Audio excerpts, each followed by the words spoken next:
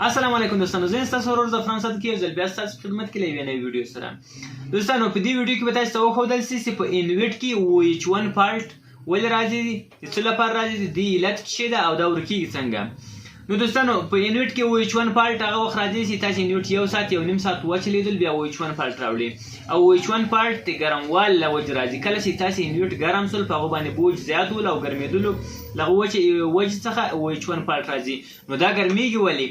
د دې حل لپاره موږ تاسو ته معلومات درکوو په انویټ کې چې کوم شیان وګورئ او کوم شیان یې سم کړئ، له هغه وجې به تاسو د OH1 فالټ مشکل حل شي. نو دوستانو ورځو د ویډیو په طرف ویډیو ګورو چې OH1 فالټ څه رقم ته ورکېږي. په انویټ کې دلته دوه نټه دي، دا دوه نټونه تاسو خلاص کړئ، نور اضافه چې نه غواړئ د انویټ نټونه خلاص کړئ. زه تاسو پنکو ته ورسوم، خپله یې دا کولی شئ او که یې نه شئ کولی نږدې مستري ته ورشئ. په دې کې دلته د کونجانو کې دوه نټونه دا تاسو خلاص کړئ، پله داسې ځینې واړوئ. تاسو د انویټ حالات ګورئ، انویټ ډېر پورټی کش کړی، خاوره کش کړې ده.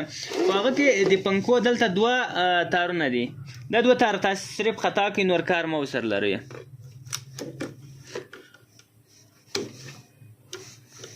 دا دوه تار هم خطا کړو، نور د انویټ باډۍ بېرته ورباندې کښېږدئ.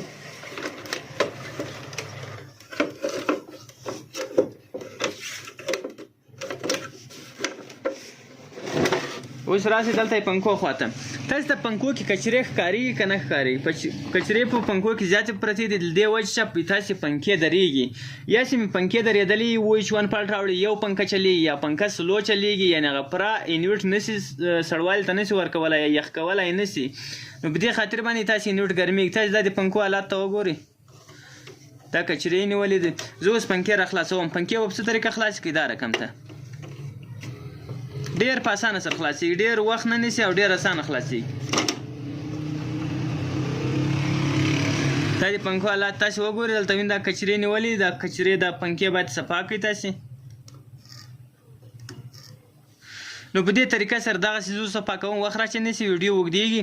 په لنډو الفاظو کې درته ښیم، تاسې د انویټ پنکې صفا کړئ او د لاندې دغه ته دغه د المونیم څخه جوړ ده، موږ ورته ایټسینګ یایو. تاسې یعنې چې دغه اجبیټي ګرموي نه، د دې لپاره د دې که دا کومې خانې دي دا سره بندې سوي یا کچره ډېره نیولې، نو دا تاسې صفا کړئ. بس دغونه کار غواړي، صرف دا صفا کړئ او پنکې صفا کړئ. که کومه پنکه ولاړه وي هغه دلته کچره نیولې، هغه به خلاصه شي، صفا به شي، حرکت به شروع کړي. که خرابه وي ورته بدله یې کوي.